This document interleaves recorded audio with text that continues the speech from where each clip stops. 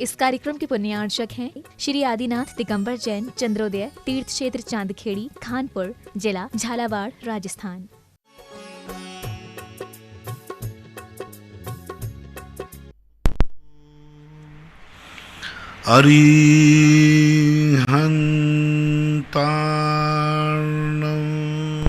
नमो अरिहन्ताणम् नमो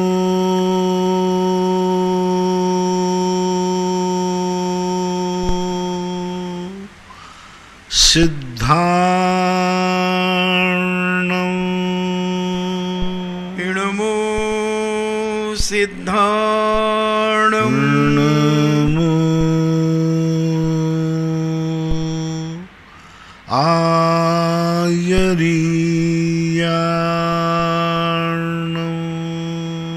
नमो आयर्याणम् नमो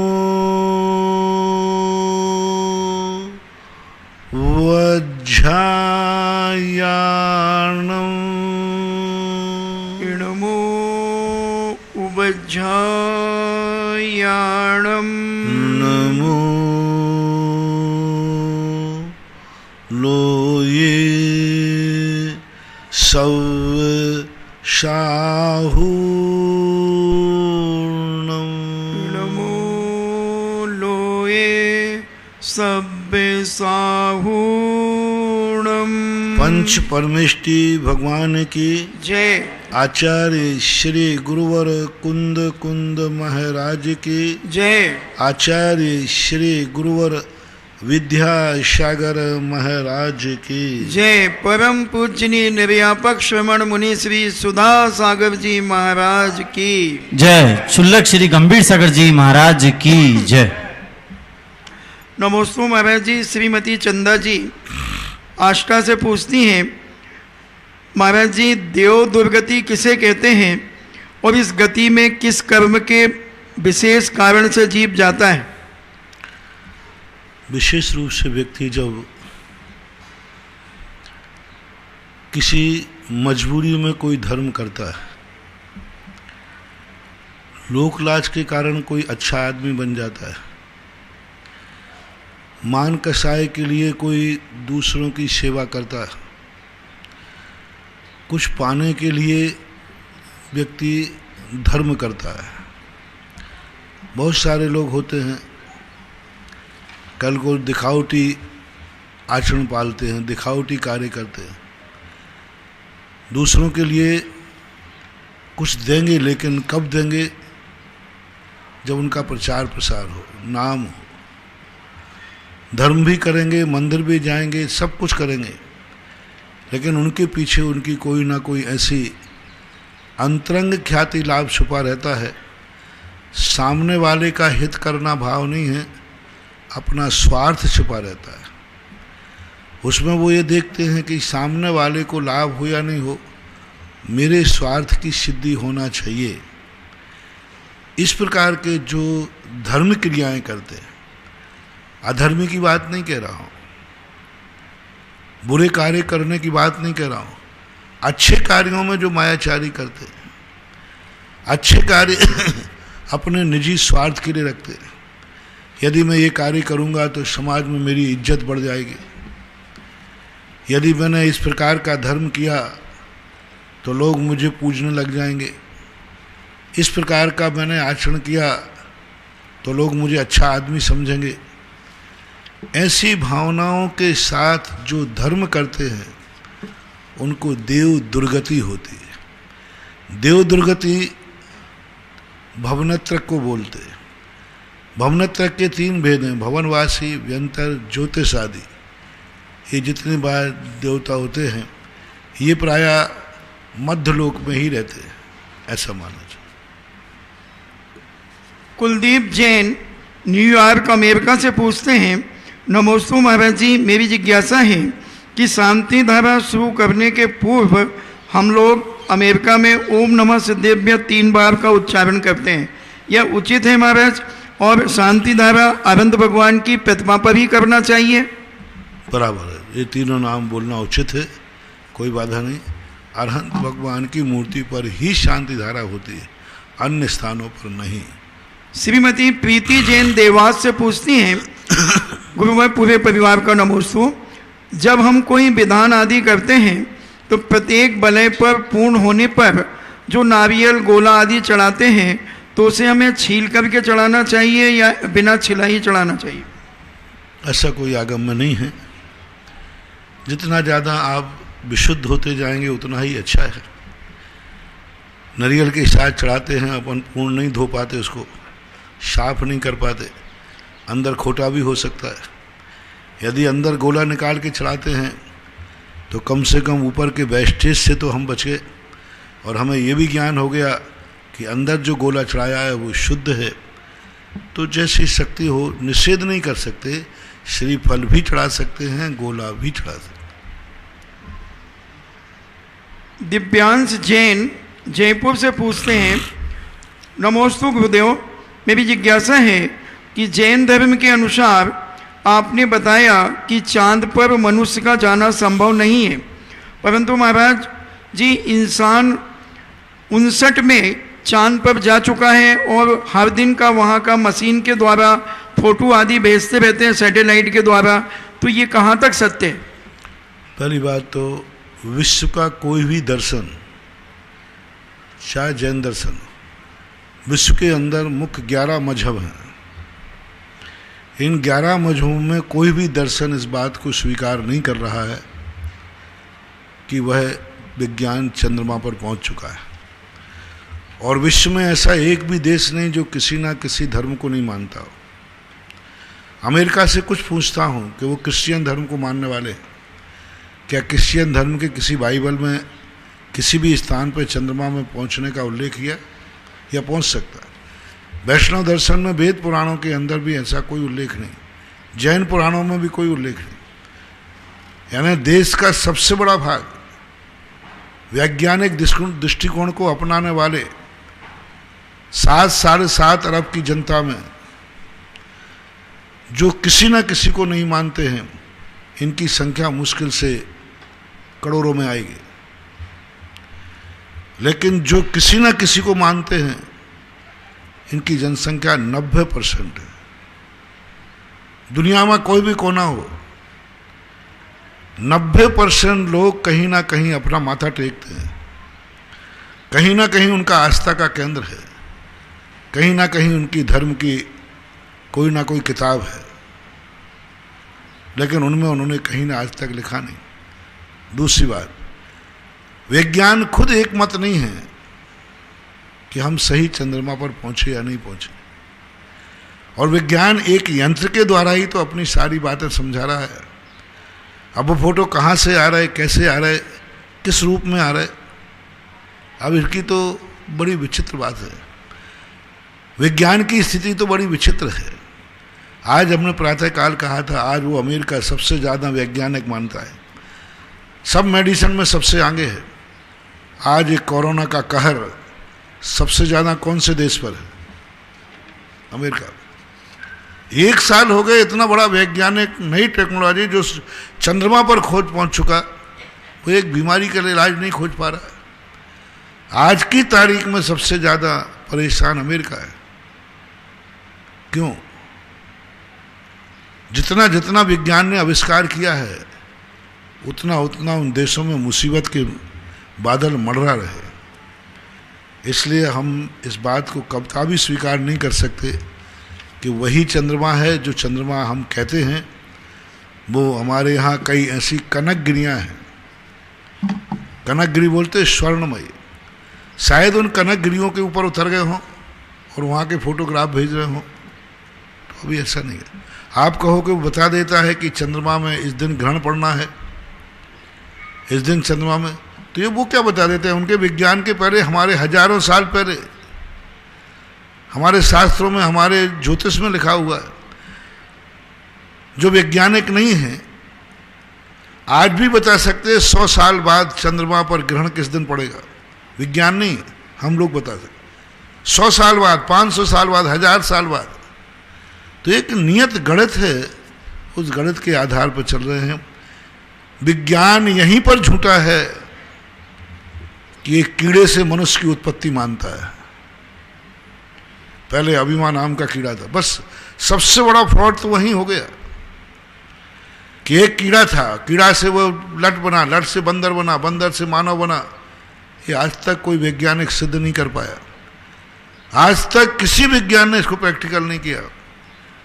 आज किसी परख नली में कीड़े से इस प्रकार की जो प्रोसेस वो मानते हैं, उस प्रोसेस को वो करके दिखा देवे कि देखो ये कीड़ा है, अब मैं इसको विकसित करता हूँ, बंदर बनता है, बंदर से मनुष्य बनता है।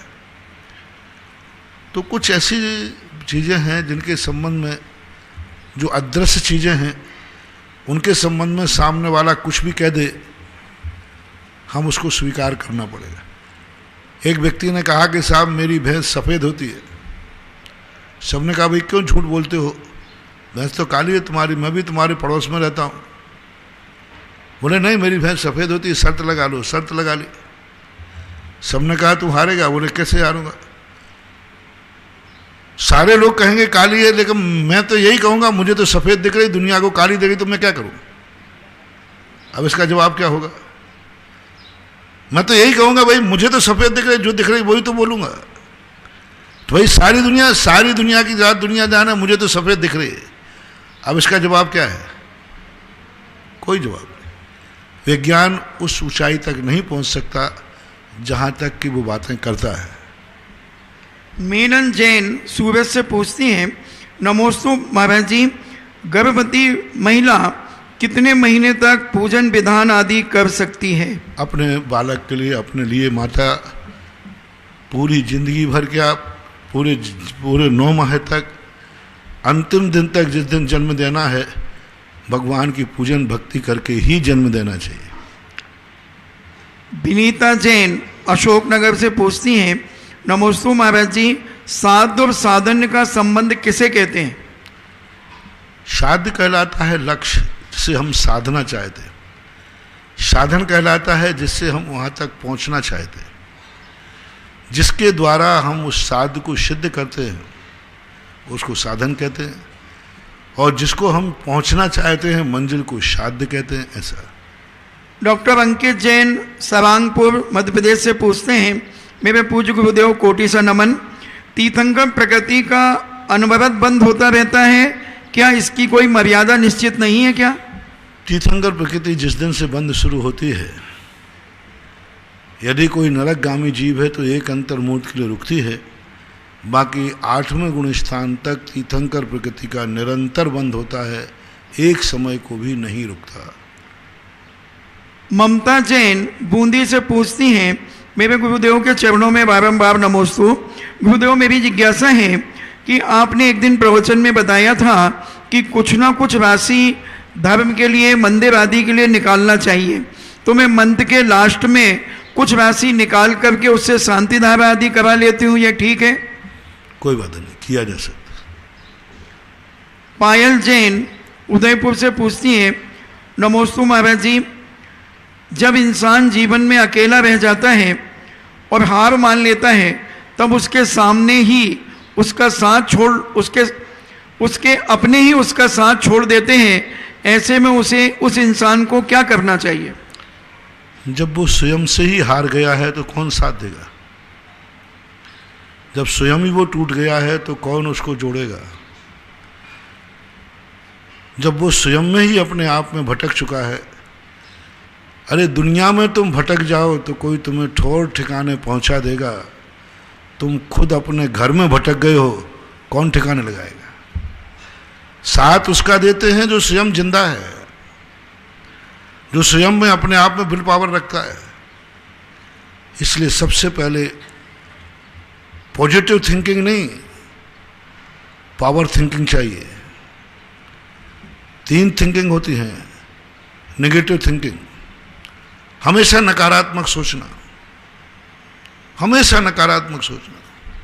कोई व्यक्ति तुम्हारे पास उपकार कर रहा है, तुम कहते हो अपने स्वार्थ के लिए कर रहा होगा। एक बच्चे की माँ ने कहा, बेटा मैंने तुझे दूध पिलाया है, तो बोले तुमने कोई एहसान नहीं किया है, मैं नहीं पीता तो तुम्हें कैंसर हो जाता, आपने अपने कैंसर बचाने के लिए मुझे पिलाया। अब बच्चे को क्या कहो? बोले तुमने मुझे तुम इतना बड़ा किया, बोले मुझे बड़ा नहीं किया, आपने अपने बुढ़ापे का इंतजाम किया है, अपने बुढ़ापे का इंतजाम किया है, मुझे लिए तुमने क्या किया? तो ये नकारात्मक थिंकिंग कहलाती है।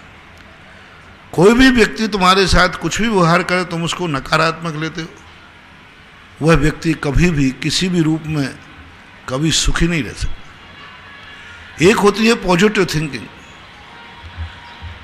और पॉजिटिव थिंकिंग में क्या होता है कि क्या सोचता व्यक्ति, उसने गाली दी है तो होता कोई बात नहीं, उसको सुख मिल रहा है इसलिए दी है। यदि मुझे गाली देने से उसको सुख मिलता है तो अच्छा है कि मेरे निमित्त से वो सुखी हो गया। कोई किसी व्यक्ति को गाली दे रहा है तो गाली देने वाला गाली देता है तो अच्छे के सुख के लिए देता है कि दुख के लिए? उसको तो अच्छा लग रहा है। तो जिसको दी गई उसने कहा अच्छा है, मेरे कारण से वो सुखी हो गया, उसको शांति मिल गई, मेरा क्या बिगड़ गया? मेरा क्या बिगड़ गया? कुछ नहीं बिगड़ता। तो ऐसे पॉजिटिव थिंकिंग, किसी ने वो एक उदाहरण आता है कि एक के पास दूध था, एक दुश्मन आया, उसने कहा ये दूध मीठा है, इसको खट्टा करो। उसने खटाई डाल दी, दूध कहता कोई फर्क नहीं पड़ता, अभी मैं दूध था मैं दही बन गया, अभी मैं दूध था दही बन गया। उसने कहा ये तो और कट्ठा हो गया, इसमें तो पावर और दूध से ज़्यादा पावर दही में होती है, ये तो और। उसने कहा इसको टुकड़े टुकड़े कर दो, उसने मथानी से बना, दही नवनीत बन गया। बोले इसको अग्नि पर रख दो, नवनीत से घी बन गया। और सोचता रहा दूध, बहुत अच्छा हुआ, इसने जितना मेरे साथ बुरा किया उतना ही मैं निखरता गया। दूध की मर्यादा 24 घंटे, घी की मर्यादा अंत। सामने वाले ने बिगाड़ना चाहा और वो बनता गया। दुर्योधन भीम को बिगाड़ता गया, वो बनता गया। दुर्योधन ने जहर पिला करके नदी में फेंक दिया, समुद्र में फेंक दिया, नीचे जाकर के वो 7 कटोरे पी के आ गया। वैसे ही बलवान था, वैसे ही बलवान था, मारना चाहा। उसके बाद जब वो 7 कटोरे पी के आए, एक कटोरे में 10 हाथी का बल था और 7 कटोरे डकार गया भीम। कितने हाथी का बल आ गया? 70 हाथी का। 70 हाथी का। दुर्योधन ने मिटाना चाहा, वो और बलवान होके आ गया। तो भीम युधिष्ठिर ने, जब भीम गुस्से में आया कि मैं दुर्योधन को मारूंगा, तो धर्मराज युधिष्ठिर कहते भीम उसका आभार मानो। बोले मैं उसका आभार मानो? बोले हाँ आभार मानो। यदि वो तुझे जहर पिला के समुद्र में नहीं फेंकता तो आज तुझे पास 70 हाथी का बल नहीं होता। उसको आभार मान जाके दुर्योधन से, धर्मराज कहते। ये कह रहा थी पॉजिटिव थिंकिंग। जिस प्रश्न को आपने पूछा है, ये पॉजिटिव थिंकिंग से काम नहीं चलेगा, पावर थिंकिंग। पॉजिटिव थिंकिंग तो सब सोच लेते हैं।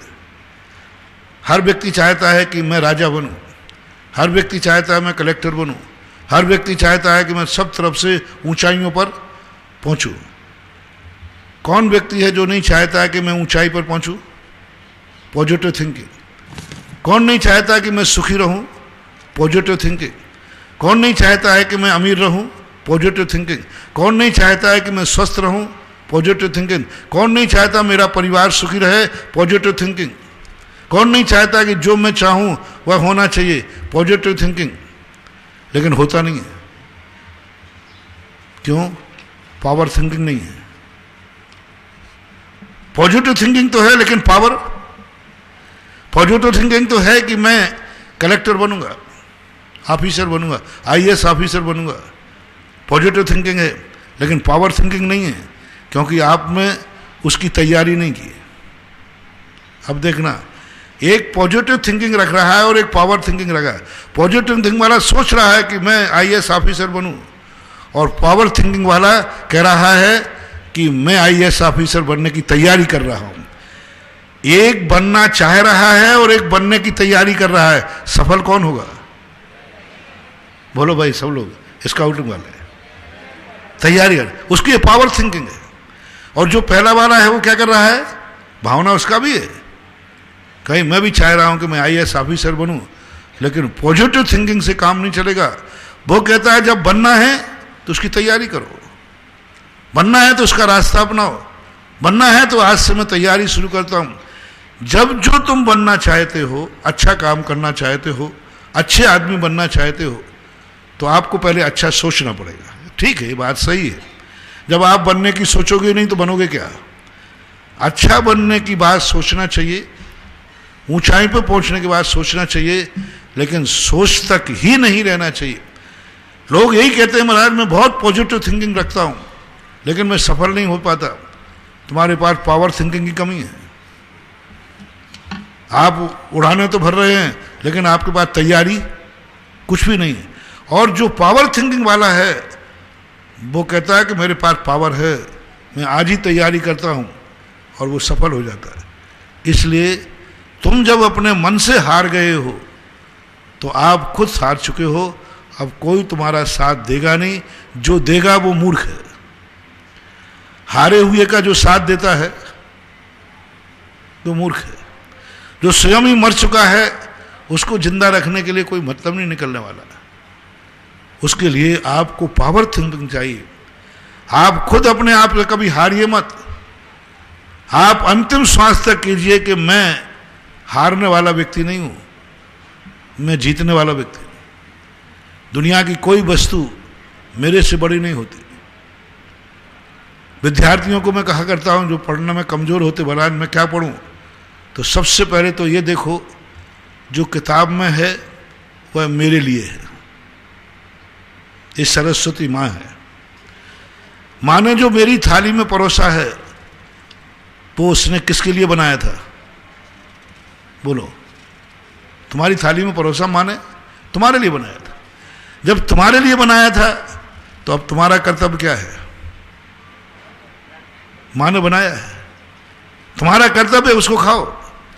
सरस्वती माँ ने तुम्हारी एक किताब तैयार की है, कोर्स तैयार किया है। सबसे पहले तो आप एक्सेप्ट कीजिए कि ये कोर्स मेरे लिए है, और मेरे लिए जो कोर्स तैयार किया है ये मेरे दुश्मन ने तैयार किया है कि मेरे गुरु हितैषी ने तैयार किया है। किताब, आपके कोर्स की किताब। जो भोजन जो आप नकार रहे हो कि मैं नहीं खाऊंगा, पहले ये बताओ ये भोजन तुम्हारे दुश्मन ने तैयार किया है या माँ ने? दुश्मन ने किया है तो नहीं खाना, लेकिन किसने तैयार किया है? माँ ने किया है। आप ही बताएं जो किताब आपकी कोर्स की है वो कोर्स की किताब किसने तैयार की है? बोर्ड ने, किसी लेखक ने, किसी टीचर्स ने, XYZ। वो तुम्हारा कौन है? दुश्मन है या तुम्हारा मीत है? कोर्स की किताब तैयार करने वाला बताओ कौन है? वो मीत है। मेरा मीत व्यक्ति है, कोई भी होगा, सरकार भी होगी, बोर्ड भी होगा, कुछ भी होगा, वो कभी विद्यार्थी का दुश्मन नहीं हो सकता। उसने मेरे हित के लिए किया है, मेरा मीत है। बोर्ड भी मेरा हित चाहता है, गुरुजी भी मेरा हित चाहते हैं। जिसने भी किताब लिखी है वो सब मेरे हितैषी है, मेरा कल्याण चाहते हैं, मुझे ऊंचाई पे भेजना चाहते हैं, मेरा जीवन अच्छा बनाना चाहते हैं। पहले आप पॉजिटिव थिंकिंग कीजिए। पॉजिटिव थिंकिंग किसने बनाया? ये भोजन माँ ने बनाया है, बात खत्म है। अब इसका मेडिकल टेस्ट नहीं होता। दुनिया के बनाए हुए भोजन का मेडिकल टेस्ट होता है, माँ के बनाए हुए भोजन का मेडिकल टेस्ट नहीं होता, चाहे राष्ट्रपति भी क्यों ना हो। राष्ट्रपति के हर भोजन का मेडिकल टेस्ट होता है, लेकिन जब वो अपने घर जाता है, उसकी माँ, उसकी पत्नी, उसका घर का भोजन बनता है, वहाँ कोई मेडिकल टेस्ट नहीं होता। ऐसे ही अपन को देखना महानुभाव कि जो पेपर तैयार किया, जो गाइड तैयार की, जो बुक्स तैयार की है, पॉजिटिव थिंकिंग करो, मेरे परम उपकारी ने की है, जो मेरा हित चाहता है, बहुत अच्छा इंसान है, जो मेरा कल्याण चाहता है, मुझे ज्ञानी बनाना चाहता है, मुझे सुखी, जितनी तुम उसकी प्रशंसा कर सको मन से। किसकी? बोलो किसकी? बुक्स बनाने वाले। किसकी? पेपर देना। परीक्षा में बैठो, सबसे पहले दो, जिसने भी पेपर बनाया है वो मेरा गुरु है, जिसने भी पेपर बनाया है वो मेरा हितैषी है, जितने भी मेरा पेपर बनाया है वो बहुत बड़ा, सबसे पहले उसको थैंक्स करो। किसको? पेपर बनाने वाले। धन्यवाद दो कि मेरा कोई दुनिया में हितैषी है जिसने बनाया, और जो प्रश्न बनाया है मेरे कल्याण के लिए बनाया है। जैसे यहां पे पढ़ करके पेपर किताब खोलोगे, अब अभी खोली नहीं थी, पॉजिटिव थिंकिंग के पहले आपको कब कहा है मैंने? किताब खोलने के पहले। जो जो कोर्स तुम्हारे किताब में आवे, क्या मानना? अभी तुमने भोजन खाया नहीं है, माने परोसा है। पॉजिटिव थिंकिंग माने मेरे लिए परोसा है, माँ मेरे लिए कभी गलत भोजन बना ही नहीं सकती। पॉजिटिव थिंकिंग, ये किताब में कभी मेरे लिए हित करने वाला लिख ही नहीं जा सकता। पॉजिटिव थिंकिंग, किताब बंद खोलने के पहले, पढ़ने के पहले, पेपर पढ़ने के पहले। अब उसके बाद जैसे ही तुम खाना शुरू करो, जैसे ही तुम किताब पढ़ना रहो, पावर थिंकिंग। जब मेरे हितैषी ने बनाया है और मेरे लिए बनाया है, तो वो मेरे से बाहर कैसे हो सकता है? मैं इसको पढ़ के रहूंगा, मैं नियम लेता हूं कि पूरा याद करके रहूंगा। Power thinking. आप देखना, ऐसे फटाफट याद होगा आपको पेपर का उत्तर, तुम्हें ऐसे प्रश्नों के जवाब आएंगे। हम पहले ही गाली देते थे, किस दुष्ट ने, किस मूर्ख ने, परम दुश्मन होगा जिसने पेपर बनाया। हमने पहले ही सरस्वती को गाली दे दी। अब वो क्या सरस्वती? दुनिया में हर चीज में महानुभाव ऐसा ही सोचना चाहिए। Power thinking, positive thinking, positive thinking के बाद पावर थिंकिंग की तरफ लोग ध्यान नहीं दे रहे। कल्पनाएं तो खूब पढ़ रहे हैं, हम ये करेंगे ये करेंगे, लेकिन पावर थिंकिंग जीरो है। जब तक पावर थिंकिंग नहीं आएगी, ना हमारे ऊपर भगवान का सहयोग होगा, ना किसी संसारी का सहयोग। रोशनी जैन कोटा से कहती है, नमोस्तु महाराज जी, मेरा प्रश्न है, एक वृद्ध माँ के दो पुत्र हैं। एक पुत्र जो अपनी वृद्ध माँ की निस्वार्थ भाव से सेवा करता है और अपनी माँ की सेवा करने के साथ साथ उन्हें तीर्थ यात्रा आदि कराता है, और दूसरा तीर्थ यात्रा करने वाले भाई को हमेशा परेशान करता है और यदवा तदवा बात करता है। तो महाराज जी, उसे किस प्रकार से जीवन जीना चाहिए?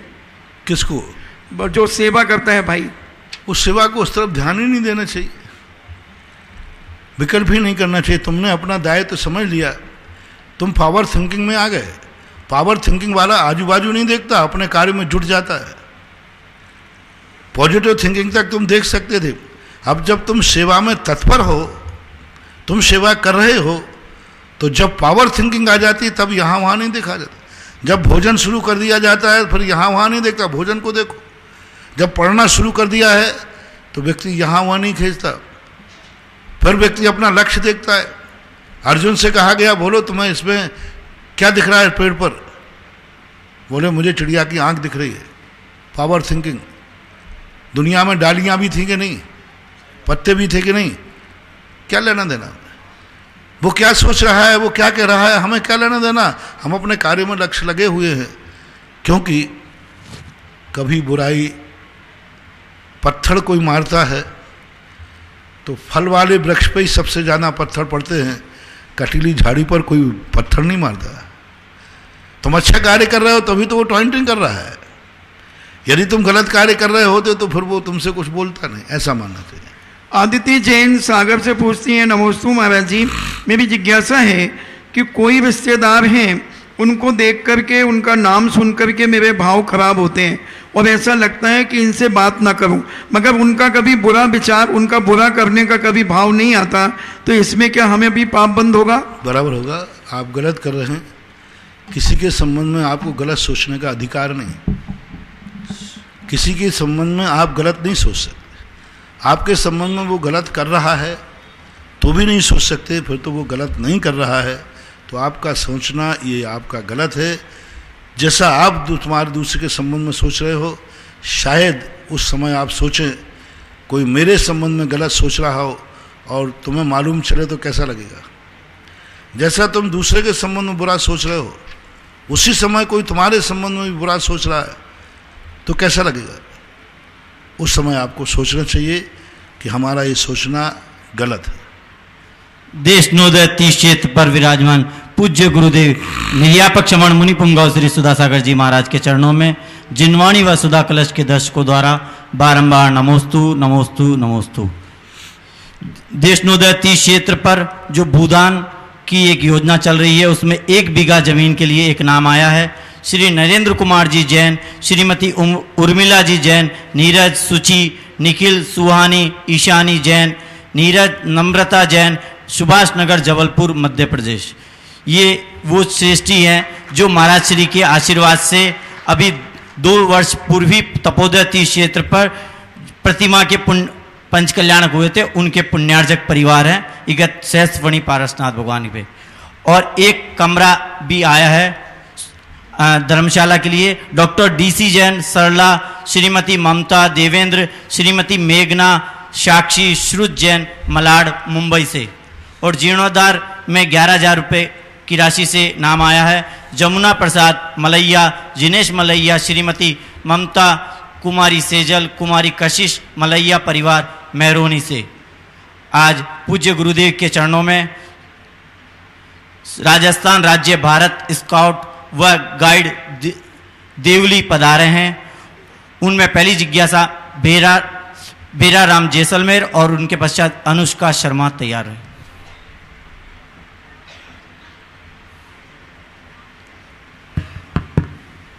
नमस्ते गुरुदेव।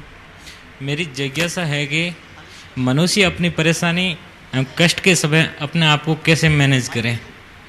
तो खोल के बोलो। हाँ नमस्ते गुरुदेव। हाँ बोलो बोलो ऊपर। हाँ ठीक। मेरी जिज्ञासा है कि मनुष्य अपने परेशानी एवं दुख के समय अपने आप को कैसे मैनेज करें। कोई भी परेशानी आती है उसका कोई कारण होगा, क्योंकि ये प्रकृति का स्वभाव है। जो देता है वो लेता है, जो बोता है वो पाता है। हम आज परेशान हो रहे हैं, शायद कल हमने किसी को परेशान किया होगा। मेरे सामने एक घटना घटी कि एक किसी क्षेत्र पर था, मैं जा रहा था, एक बच्चे ने एक पत्थर उठाया और एक कुत्ते को मारा। कुत्ते की आंख में लगा, उसका खून निकलने लगा। मैंने कहा बेटा क्यों मारा आपने उसको? इसने क्या बिगाड़ा था, क्या किया था? कोई काट रहा था? बोलो महाराज यूं मैं तो मारता ही रहता हूँ, ग्रस्तों की आदत होती है। मैंने कहा नहीं आपने गलत किया, ऐसा नहीं करना चाहिए। देखो उसकी आंख फूट गई। बोलो महाराज कुत्ता है उसकी फूट गई तो क्या बिगड़ता है? उसने उपेक्षा कर दी। मैंने कहा नहीं यही रिपीट होकर तुम्हारे पास आए तो? बोले ऐसे कैसे आएगा, मुझे कौन मारेगा, मुझे कौन मारेगा? किसकी हिम्मत है जो मेरे लिए पत्थर मार सके? उसने यही कहा हमारे कौन मारेगा? मैंने कहा ऐसे ही पत्थर कोई तुम्हें मारे, तुम्हारी आंख फूट जाए तो? बोले मुझे कौन मारेगा, मुझे कोई नहीं मार सकता। मैं चला गया।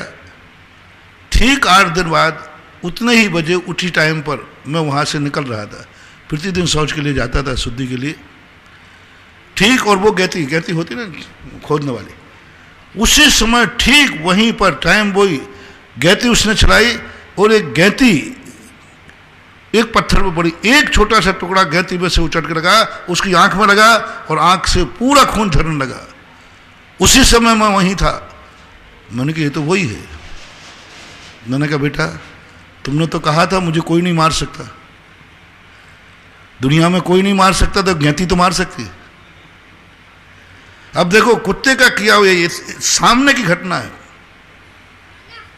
बस ये होती है हमारी परेशानी। आज हमारी परेशानी हो गई, वो बहुत जोर से रोया, महाराज जी मेरी आँख ठीक कर दो, मैं बहुत परेशान हो गया, मैं काना हो गया, मेरी आँख फूट गई, बहुत रोया। मैंने कि भैया कुत्ते के संबंध में रोए थे क्या? वो भी तो पे किया था, उसने कितना चिल्लाया था, तुम तो कम चिल्ला रहे, वो कुत्ता इतना रोया, पे करके करते करते करते चला गया। तो महानुभाव, अपन को जब भी अपने संबंध परेशानी आए, एक चिंतन का दे रहा हूं, जरूर मैंने एक किसी को परेशान किया होगा। आज मेरे ऊपर रिटर्न होके आया है, हमें इसको समता से निपटाना है। इसके दो कारण हैं। पहले तो समझो कि मैं परेशान हूं, दूसरा विचार करो कि मैंने किसी को परेशान किया होगा। ये विचार स्वीकार करो, एक्सेप्ट। अपनी गलती को स्वीकार करने में कोई बाधा नहीं है। स्वीकार करने के बाद बस प्रभु गलती हो गई, आई एम सॉरी प्लीज, हे गॉड, हे परमात्मा, मेरे से गलती हुई है, आज मुझे परेशानी भोगना पड़ रही है, लेकिन मैं कर चुका हूँ गलती, अब उसको तो कुछ हो नहीं सकता। मैं प्रतिज्ञा करता हूँ जिस गलती के कारण मैं परेशान हो रहा हूँ, भविष्य में मैं ऐसी गलती नहीं करूँगा। जैसे ये तुम संकल्प करोगे, उसी दिन से तुम्हारी परेशानी में कमी आना शुरू हो जाएगी। कुमारी अनुष्का शर्मा, इनके पश्चात जगदीश जी शर्मा तैयार है। नमस्ते गुरुदेव। मेरे मन में एक प्रश्न है कि आजकल समाज में महिलाओं के साथ दुष्कर्म व अत्याचार की घटनाएं आम हैं। इसे रोकने के लिए समाज का क्या दायित्व है? बेटा, सबसे पहले आपने प्रश्न किया, बहुत चिंतनीय प्रश्न है, बहुत ज्वलंत प्रश्न है। सबसे पहले मेरा एक नेचर है, कोई भी अत्याचार अपने साथ होता है, सबसे पहले देखना है कहीं इस परेशानी का कारण मैं खुद ही तो नहीं हूं, कहीं ये परेशानी मेरे कारण से ही तो नहीं आ रही है। सबसे पहले अपनी बात को, नारी को, अपने नारी जाति को समझना पड़ेगा। नारी जो पुरुष की होड़ कर रही है, पुरुष जैसा स्वतंत्र रहना चाहती है, स्वतंत्र पुरुष जैसे आवारा रहना चाहती है, नहीं रह सकती। मर्यादा है, क्योंकि प्रकृति ने, गॉड ने, भगवान ने, जो भी है, नारी को एक मर्यादित बनाया है, नारी को एक सीमित बनाया है, उसकी एक मर्यादाएं दी, उसको एक सब सिस्टम अलग बनाए। जब जब नारी पुरुष की होड़ करेगी, तब तब नारी की ये पहली गलती है। पुरुष जो स्वतंत्र बिगड़ सकता, क्योंकि पुरुष का जीवन कोई बिगाड़ नहीं सकता, पुरुष के साथ बलात्कार नहीं हो सकता, नारी के साथ हो सकता है। माँ भी हो सकती, माँ हो, बहन हो, कोई भी हो, पुरुष के साथ जब तक पुरुष की इच्छा नहीं बिगड़ेगी, उसका कोई कुछ नहीं बिगाड़ सकता। लेकिन नारी की इच्छा बिगड़े या ना बिगड़े, उसकी जिंदगी को बर्बाद कर सकता है। ये गॉड गिफ्ट है या गॉड अभिशाप है, कुछ भी मान लीजिए, गॉड गिफ्ट कहो या गॉड अभिशाप करो। क्योंकि बलात्कार किसके साथ होता है? बच्चों के साथ के, नारियों के साथ के पुरुषों के साथ, क्योंकि पुरुष की इच्छा पुरुष के हाथ में है, नारी की नहीं। तो ये सबसे बड़ी कमजोरी अपनी स्वीकार करना चाहिए। दूसरी स्वीकार करना चाहिए, हम पुरुषों की बराबरी नहीं करें। तीसरा कारण करना चाहिए, हमारा पहनावा। बेटा, आपको मालूम है, आपकी दादी होंगी, माँ जी होंगी, उनका पहनावा कैसा होता था, कितना मर्यादित हो जाता। नारी घूंघट डालती थी इसलिए नहीं कि वो कुप्रथा थी, नारी घूंघट डालती थी अपनी मर्यादा को रखने के लिए। नारी को जब मर्यादित रखा जाता है तो नारी सोचती है मेरे लिए बंधन है। और मैं कहता हूं, कीमती चीज को तिजोरी में रखा जाता है कि निर्मूल वस्तु को? बोलो, कीमती वस्तु को। सामान्य वस्तु है तो नहीं, जो जितनी कीमती होगी वो उतने ही बंदेज में रखी जाएगी। नारी जाति हमारे भारत देश की वो मातृशक्ति है, इतनी अनमोल है कि उसे जितना सुरक्षित छुपा के रखेंगे उतना ही वो सुरक्षित है। उसकी मर्यादा है, क्योंकि कीमती है। नारी समझती है मेरे लिए बंधन है, ये मुझे क्यों रोका जा रहा है। एक पिता कहता है, बेटा भाई को तो कहते जा घूम के आ जा, रात के 11 बजे भी घूम के आया। तो बच्ची जो समझती नहीं वो कहते पापा आप इन भैया को तो कुछ कहते नहीं और मैं थोड़ी लेट हो जाऊं तो आप डांटते हो। मम्मी डांटती, पापा डांटते। ये जो मन में भाव आता है यही भाव खतरनाक होता है।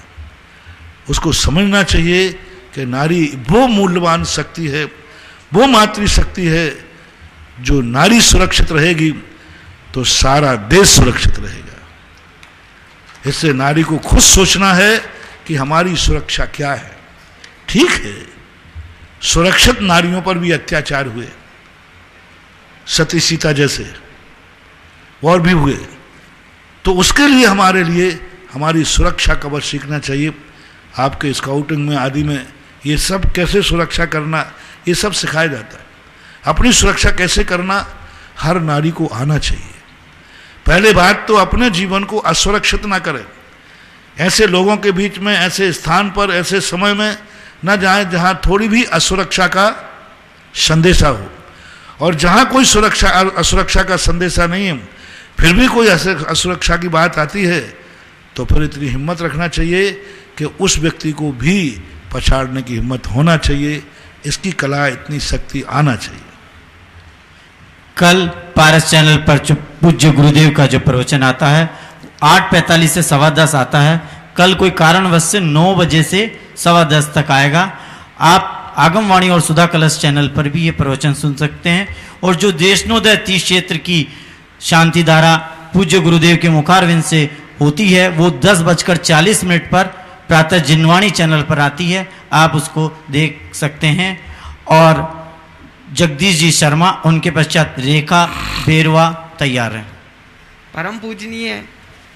परम पूजनीय सद्देव गुरुदेव की श्री चरणों में प्रणाम। मेरी जिज्ञासा है कि आत्मा, बुद्धि और मन क्या है, इनमें एकाग्रता और सामंजस्य कैसे बिठाए। ये तीनों के तीनों बिल्कुल भिन्न चीज है। आत्मा, बुद्धि और मन। आत्मा जो एक वो शक्ति है जो बुद्धि से अपना काम करती है। बुद्धि वह शक्ति है जो मन से अपना काम कराती है। आत्मा एक मालिक है, सर्वभौम है, सर्वशक्तिमान है। वो स्वयं कुछ नहीं करती। जो जितना बड़ा आदमी होगा वो स्वयं कुछ नहीं करता, उसका कोई ना कोई करने वाला होता है। आत्मा वो सर्वभौम शक्ति है। अपन ने देखा जो बड़े आदमी होते हैं, बड़े पदों पे होते हैं, वे काम कम करते हैं, करवाते ज़्यादा है, उनके साथ नौकर होते हैं। इसी प्रकार अपनी आत्मा इतनी शक्तिमान है, सर्वभौम शक्ति है, शिव स्वरूप है, ब्रह्म स्वरूप है। उसका जो काम है वो बुद्धि से होता है। बुद्धि को अपना आदेश देती है कि मेरा ये काम सोचो। बुद्धि भी मंत्री के समान काम करता है। वह मन को आदेश देता है। और मन जो है कंसंट्रेशन ऑफ माइंड। यदि मन हमारा एकाग्र है, सावधान है, चंचल नहीं है तो बुद्धि ठिकाने रहेगी। और बुद्धि ठिकाने रहेगी तो आत्मा को आनंद आएगा, सुख मिलेगा। सबसे पहले हमारा मन बिगड़ता है, मन अस्थिर होता है, मन चंचल होता है। मन का नेचर बालक के समान होता है। बालक को बहुत जल्दी समझाया जा सकता है, लेकिन बालक जिद पकड़ ले तो उसको समझाना बहुत कठिन होता है। मन के पास कुछ भी नहीं होता। मन को यदि हमने ने कंट्रोल कर लिया, मन को, इसलिए हमारे यहाँ सबसे कहते हैं मन पर कंट्रोल रखो, बुद्धि पे नहीं, आत्मा पे नहीं, मन पर कंट्रोल रखो। मन पर कंट्रोल, मन पर ऐसे ही कंट्रोल रखो जैसे तुम्हारे यहाँ नौकर पर। यदि नौकर पे अपन ने कंट्रोल नहीं किया तो क्या होगा? वो तुम्हारे लिए कहीं ना कहीं काम तो करेगा ही नहीं, कहीं गड़बड़। ड्राइवर पर यदि कंट्रोल नहीं किया तो, तांगे में चलने वाले घोड़े पर यदि हमारा कंट्रोल नहीं रहा तो, मन घोड़े के समान है, ऐसो घोड़ा कहते हैं, घोड़े के समान दौड़ता है। अब घोड़े के लिए एक तांगे में घोड़ा है, स्टेशन तक जाना है तो उस पर कितने कंट्रोल रखना पड़ते हैं? जाना हमें है, घोड़े को नहीं जाना। लेकिन घोड़े के लिए लगाम, लगाम के साथ चाबुक, चाबुक के साथ सामने 2 डंडे, कितना उसका आइटम देखो कितना है। क्योंकि घोड़े पे यदि हम लगाम नहीं लगा पाए तो घोड़ा हमें कहीं ना कहीं गिरा देगा। तो मन को तांगे में जुते हुए घोड़े के समान लगाम लगाना चाहिए, उसको कंट्रोल रखना चाहिए, उसको स्वच्छंदता नहीं देना चाहिए, सब तरफ से कंट्रोल देखो। और ये मन के चंचल होने के तरीके कितने हैं। आँख उसका सहयोग करते हैं, कान उसका सहयोग करते हैं, मुख उसका सहयोग करते हैं, नासिका उसका सहयोग करते हैं, रसना इंद्रिय उसका सहयोग करते हैं। ये सब उसके हैं। इसलिए तांगा वाले को क्या करते हैं, घोड़े को आई लगाओ, वो दो आंखों के पास लगाए जाते ना, क्योंकि घोड़े जब भी बिगड़ेगा आंखों से बिगड़ेगा। तो हमारे यहाँ नीतिकारों ने कहा मन को कंट्रोल करने के लिए पहले आई लगाओ, बुरा मत देखो, कर्ण लगाम, बुरा मत सुनो, मुख में लगाम, बुरा मत बोलो। ये 3 लगामें यदि हमने लगा दी तो मन कंट्रोल में रहेगा, और मन कंट्रोल में रहेगा तो तुम्हारी गाड़ी सही सलामत चलती जाएगी, मंजिल पर पहुंच जाएंगे। देशनोदय तीर्थ क्षेत्र पर तीर्थ रक्षक के रूप में एक नाम आया है। श्री दिनेश जी जैन, कमलेश जी जैन, पीयूष जी जैन, पिंकी, ऋषभ जी जैन, श्यामली, और जीर्णोद्धार के में भी एक नाम आया 11,000 रुपये की राशि से।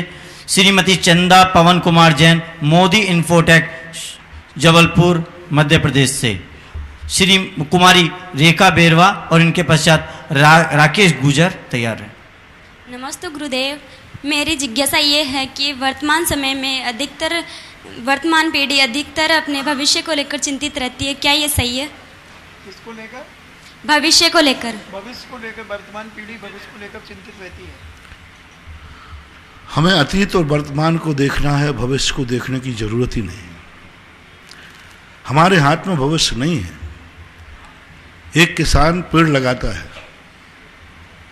हमारा खेत ठीक है, हमने समय पर उसको लगाया है, हमें समय पर उस पर खाद पानी दिया है, फल हमारे हाथ में नहीं है। इसलिए हर धर्म ने एक बात कही।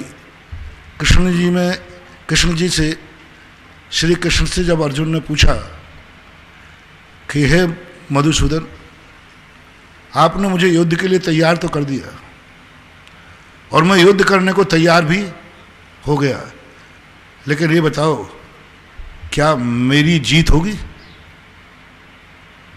कितना बड़ा प्रश्न था। यानी कृष्ण जी को पूरा अर्जुन को समझाने में इतना टेंशन नहीं करना पड़ा। अर्जुन ने एक ही बात कहा, ठीक है मैं युद्ध करता हूं, आपने मुझे कर्म सिखाया, लेकिन क्या मैं जीत सकूंगा? सामने ताजश्री खड़े, क्या उनके सामने मैं जीत सकूंगा? लड़ूंगा, बाका ईमानदारी से लड़ूंगा, लेकिन क्या ताजश्री से जीत पाऊंगा? क्या गुरु द्रोणाचार्य को जीत पाऊंगा? क्या कृपाचार्य को जीत पाऊंगा? सारे महारथी देख लीजिए, आप जीत पाऊंगा? क्या आपकी सेना को मैं जीत पाऊंगा? यदि जीत निश्चित करो तो फिर मैं युद्ध करूं, जब हारना ही है तो बेइज्जती कराने के लिए क्यों लड़ा रहे हो मुझे? हार करके भागना, इससे अच्छा है कि हम चुनाव में खड़े नहीं होते। तब अर्जुन कहते, मधुसूदन कहते, श्री कृष्ण, अर्जुन ये प्रश्न करने का तुम्हें अधिकार नहीं है, कर्म किए जा, फल की चिंता मत कर रहे इंसान, ये है गीता का ज्ञान। हमें पेपर सही देना है, रिजल्ट की तरफ ध्यान नहीं देना। हमें पढ़ाई की तरफ ध्यान देना है, पेपर की तरफ ध्यान नहीं देना। हमें ये नहीं सोचना है कि पेपर में क्या आएगा, हमें ये सोचना है कि जो मेरी बुक्स थी ये मैंने याद की है या नहीं की। अच्छे विद्यार्थी कभी ये चिंता नहीं करते पेपर कैसा आएगा। अच्छे विद्यार्थी ये कहते हैं जो मेरा कोर्स है ये मैंने तैयार किया है, या बस कोर्स तैयार करना है, हमारा कोर्स तैयार करना। उन्हें भविष्य की कोई चिंता ही नहीं है, पेपर कैसा आएगा बोले कैसे ही आ जाए, उन्हें भविष्य की कोई चिंता नहीं है। बोले रिजल्ट क्या आएगा, मुझे कोई चिंता नहीं, मुझे पेपर देना है। एक थोड़ा सा संस्मरण सभी बच्चों को सुना देते हैं। बच्ची ने एक प्रश्न किया, इतना अच्छा प्रश्न है। विवेकानंद जी के लिए उनके गुरुजी ने एक पेपर लिखा, और आप लोगों के यहाँ अक्सर कर होता है 10 में से 5 क्वेश्चन कीजिए। ये विद्यार्थियों को बड़ा अच्छा लगता है। आपसे पूछना चाहता हूँ, एक गुरुजी ने कहा 5 में से 5 कीजिए, एक ने कहा 10 में से 5 कीजिए, एक ने कहा 20 में से 5 कीजिए, एक ने कहा 100 में से 5 कीजिए। आप लोग कौन सा पेपर पसंद करेंगे? गड़बड़ मत करना है, स्काउट वाले हो। एक ने कहा 5 में से 5 कीजिए, एक ने कहा 10 में से 5 कीजिए, एक ने कहा 20 में से 5 कीजिए, करना 5 ही है, और एक ने कहा 100 क्वेश्चन में से 5 कीजिए। तुम्हें कौन सा पसंद है? 100 में से 5। बहुत बहुत बढ़िया महानुभाव, बहुत गलती हो गई। अब विवेकानंद की बात सुनिए। विवेकानंद को जब पेपर में आया कि 10 में से 5 क्वेश्चन हल कीजिए, उन्होंने कहा गुरुजी मुझे समझते क्या है? क्या मैंने साल भर मक्खियां भगाई हैं? 10 में से 5 कह रहे, इसका अर्थ है गुरुजी मुझे बुद्धू मान रहे हैं। मैंने साल भर कुछ नहीं किया, मैं इडियट हूं, मूर्ख हूं। उसको आग बबूला हो गए, दिल में लगा गुरुजी ने मुझे क्या समझ रखा है। 10 में से 5 करने का अर्थ है कि मैं बुद्धू हूं। आज गुरु को दिखा दूंगा कि मैं तुम्हारा चेला हूं। और उन्होंने कुछ आओ देखा ना था, और कलम उठा करके 3 घंटे के अंदर 10 क्वेश्चन लिखने के बाद नीचे लोट लगाते हैं, गुरुजी 10 में से 5 जांच लीजिए।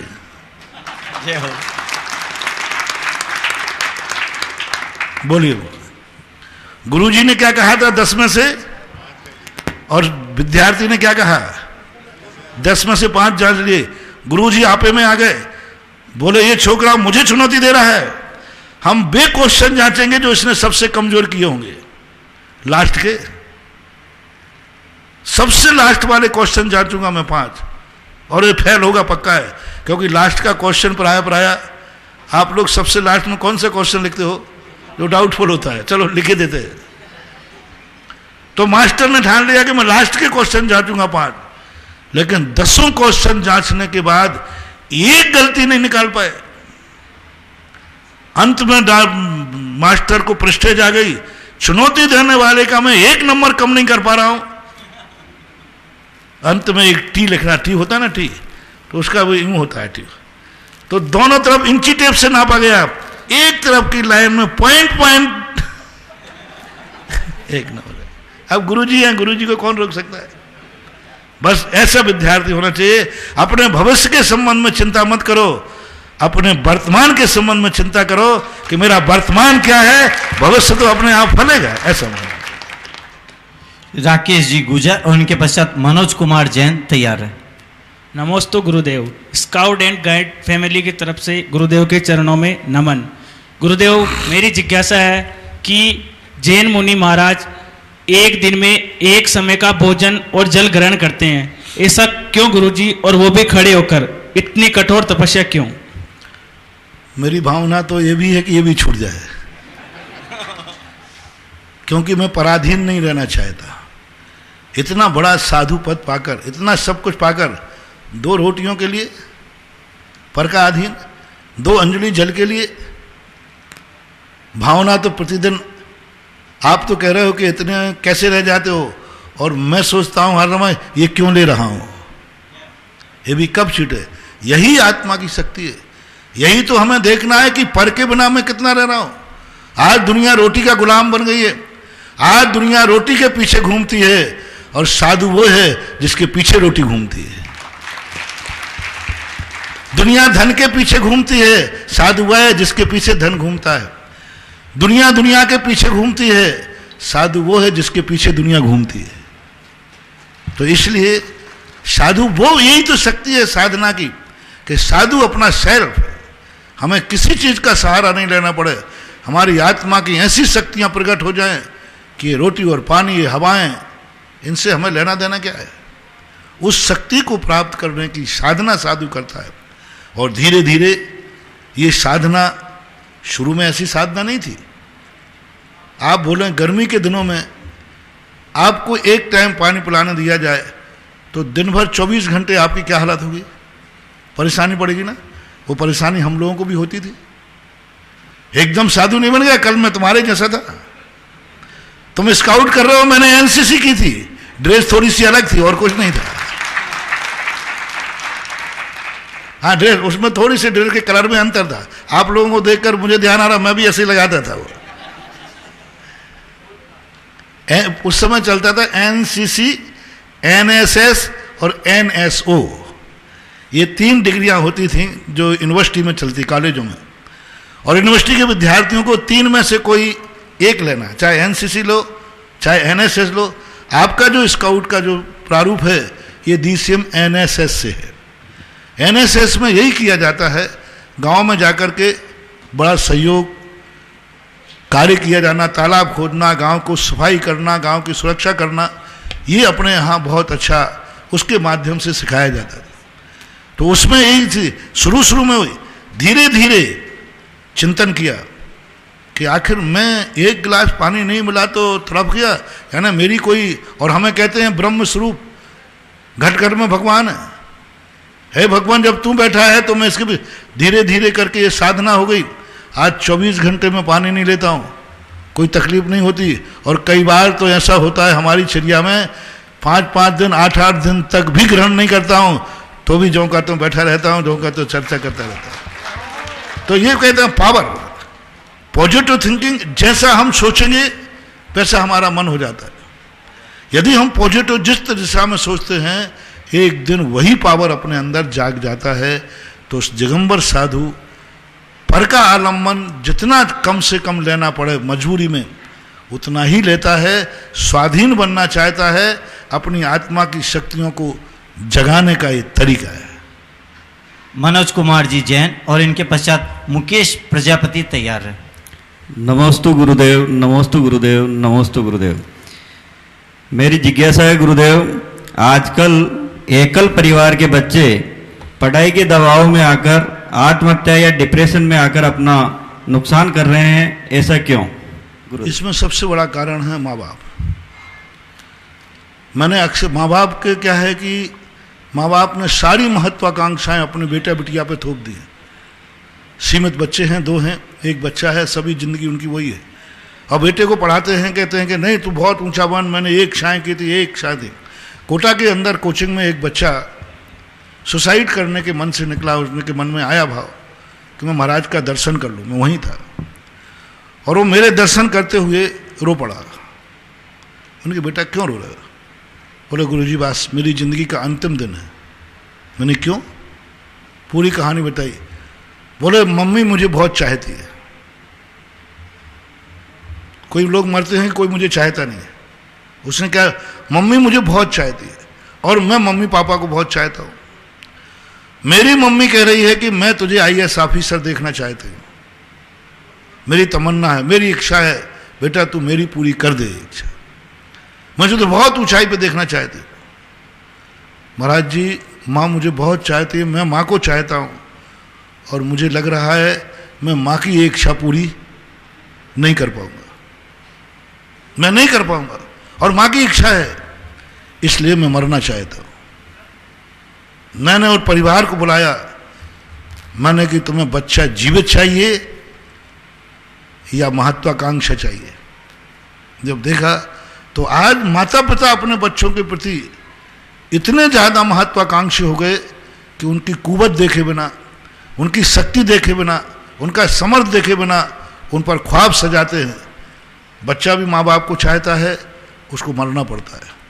दूसरा वो कारण है कंपटीशन। तीसरा कारण कंपटीशन। जब वो कंपटीशन पर उतरता है तो उसे एक से एक दिखते हैं।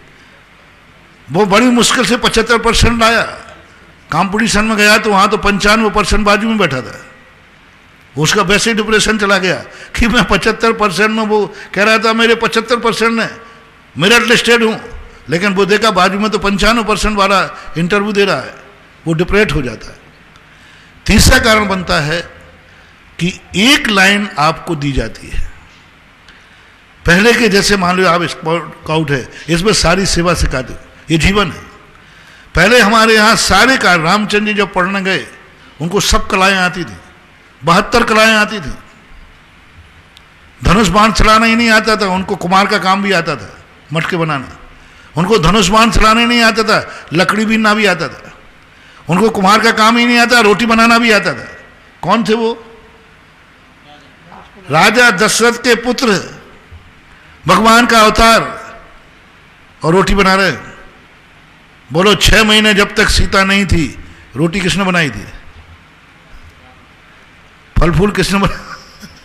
रामचंद्र जी अकेले थे। राम और लक्ष्मण 2 ही तो बचे थे, वो सब जानते थे। तो ये कहलाती। आज क्या है, विज्ञान ने आपको एक लाइन पकड़ा दी, इंजीनियर लाइन में जाओ, यदि उसमें फेल हो गए तो सुसाइड करो। आपको डॉक्टर की लाइन पकड़ा दी, आप उसमें फेल हो गए, सुसाइड करो।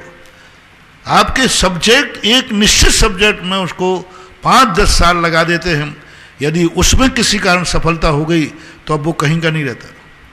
अब इंजीनियर पढ़ने वाला बहुत अच्छी इंजीनियर पढ़ ले और उसमें सफल नहीं हुआ, अब वो व्यापार नहीं कर सकता, मजदूरी नहीं कर सकता, क्योंकि बहुत पढ़ लिखा है।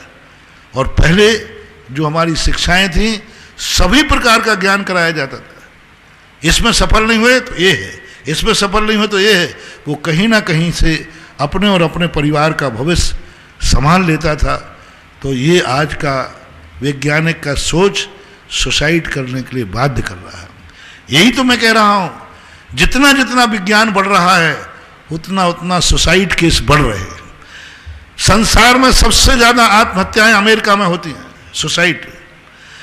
संसार में सबसे ज्यादा पागल अमेरिका में हैं। संसार में सबसे ज्यादा नींद की गोलियां अमेरिका में बिकती हैं, और सबसे कम भारत में। अमीर कौन देश है? सबसे ज्यादा पागल, सबसे ज्यादा ब्रेन हेमरेज, सबसे ज्यादा पागल अमेरिका में मिलेंगे। और सबसे ज्यादा विश्व में सबसे ज्यादा नींद की गोलियां अमेरिका में बिकती हैं। इसलिए क्लिंटन जब आया, हमारे नायला गांव में जाके देखा, बोले ये रोटियां खा करके तुम्हें नींद आ जाती है? वो खाट होती ना, खाट होती है, इस खाट पर तुम्हें नींद आ जाती है? तुम्हारे नायला गांव में, सर आपके सामने सो के दिखाएं। तब उसने कहा कि मैं अगली बार भारत में जन्म लूंगा अच्छी तरह सोने के लिए। बोले हमारे अमेरिका में तो नींद हराम है। वो खुद क्लिंटन गोलियां खाता था। तो बोलो जिस देश में नींद हराम हो वो देश कैसे अमीर हो सकता है, और जिस देश में नींद सस्ती हो वो देश गरीब कैसे हो सकता है? तो ये स्थितियां हैं कि आज अपने देश की जो टेक्नोलॉजी पश्चात संस्कृति की आ रही है, वो व्यक्ति को बहुत मजबूर कर रही है। इस पर हमें विचार करना पड़ेगा। मुकेश जी प्रजापति और इनके पश्चात अंकित जैन डाबर वाले तैयार। नमस्ते महाराज जी, मेरी जिज्ञासा यह है कि एक जैन मुनि की दिनचर्या किस प्रकार से होती है, कि वो किस प्रकार से वस्त्रों का त्याग करते हैं? दिगंबर जैनचर्या सबसे पहले तो उसकी यही होती है कि वो जो मैंने कहा कि प्रकृति से जैसा आया हूं वैसा ही जीना चाहता हूं। जन्म के समय व्यक्ति नंगा आया है, और मर करके सब कुछ जो कुछ भी तुम ओढ़ते हो मरने के पहले छोड़ दोगे कि मरने के बाद भी सहेगा? तो दिगंबर साधु सोचता है कि जो कुदरत ने जैसा मुझे भेजा है अंत में वो वैसे ही बुलाएगा, फिर जिंदगी में मैं क्यों इनको धारण करूं? और किसी भी चीज को छुपाया जाता है जब उसमें खोट होती है, बुराई होती है। बालक सबके बीच में नंगा रहता है, माँ भी रहती, सब रहते, उसमें खोट ही नहीं। साधु अपनी वासनाओं को, अपने संयम को इतना कंट्रोल कर लेता है कि साधु बालक के समान दुनिया के सामने रहता है। उसको पता ही नहीं कि मैं बड़ा हो गया, उसको मालूम नहीं। साधु को कभी एहसास नहीं होता कि मैं बड़ा हूं, वो बालक के समान है। उसे क्या माँ, क्या बहन, क्या स्त्री पुरुष सबके बीच में जाता है, निर्विकार रहता है। और जब निर्विकार है तो वस्त्र की जरूरत क्या? वस्त्र तो विकार को ढांकने के लिए होते हैं। जब कोई गलत चीज होती है उसको ढाका जाता है। जब मन में विकार नहीं, जब तन में विकार नहीं, वचन में विकार नहीं, दिगंबर होता है। तीसरा कारण होता है कि एक लंगोटी से कितना व्यापार बढ़ता है। एक वस्त्र धारण करेंगे, उसके परिग्रह धारण करेंगे, उसमें कितना परिग्रह आएगा, कितना सोच, उसको धोना है, उसकी रक्षा करना है। चौथा कारण, जितने भी ब्रह्मांड की शक्तियां हैं वस्त्र से बाधित होती है। सपोज कीजिए गंधारी के पास एक शक्ति थी कि वो दिव्य ज्योति जो अपनी पट्टी खोलेगी जिसको पहली बार देखी वज्र का हो जाएगा। जिसकी दृष्टि में वज्र की से शरीर बनाने की ताकत है, क्या वो एक वस्त्र का भेदन नहीं कर सकती थी? इतनी ताकत है। एक छोटा सा वस्त्र पहन के आ गया था दुर्योधन। क्या आदेश दिया था माँ ने कि जाओ, मैं तुझे वज्र का बना दूंगा, अमर कर दूंगा, तू मेरे सामने नंगा होके आ जा। क्यों? क्यों? इस मां के पास इतने बड़े बालक को नग्न करा रही? अरे एक छोटा सा पतला कपड़ा डलवा देते। नहीं, एक धागा भी डाल के लाएगा वही तेरी मौत का कारण बनेगा। और उसने, दुर्योधन ने मां की बात को ठुकरा दी, दुनिया के बीच की बात मान ली। उसका अहित हुआ या हित हुआ? बोलो। इसी प्रकार कुदरत रूपी मां, जिनवाणी रूपी मां हमसे कहा है, बेटा अमर होना है तो दिगंबर होके आना। मैं किसी की बातों में आने वाला नहीं हूं, दुर्योधन नहीं हूं। नंगा खुदा से भी बड़ा होता है। एक तो सबसे पहले दिगंबर। और हम लोग जो दिनचर्या है वो सुबह जो टाइम है 3:30 और 4 बजे के लगभग हम लोग विश्राम से छोड़ देते हैं। उसके बाद ध्यान करते हैं। 24 घंटे में किए हुए कोई चलते फिरने में किसी को बाधा पहुंची हो उसका प्रतिक्रमण करते हैं। फिर भगवान की स्तुति करते हैं। फिर सुबह फ्रेश आदि होकर के, प्रोशन आदि होकर के चर्या करते। एक टाइम लेते हैं। एक टाइम में भी 32 अंतराय होते। यदि बाल आ गया मुझे भोजन करते समय अंजलि में, बर्तन आदि कुछ लेते नहीं, क्योंकि बर्तन वही, फिर उसकी रक्षा करो, उसका एक टेंशन करो। और चोर ले जाए तो, और लंगोटी चूहा खा जाए तो कुछ भी हो सकता है। हम लोग घूमते रहते तो एक लंगोटी से सारा संसार बस जाता है। ऐसा आता कि एक के पास एक लंगोटी थी, तो लंगोटी के कारण वो चूहा खा गया, तो उसने कहा बिल्ली पाल लो। अब बिल्ली के लिए दूध चाहिए तो गाय पाल लो, गाय की रखवाली के लिए घरवाली चाहिए, विवाह कर लिया तो पूरा संसार बच गया। बोले किसने बचाया? एक लंगोटी ने। एक के बाद एक बढ़ता जाता है।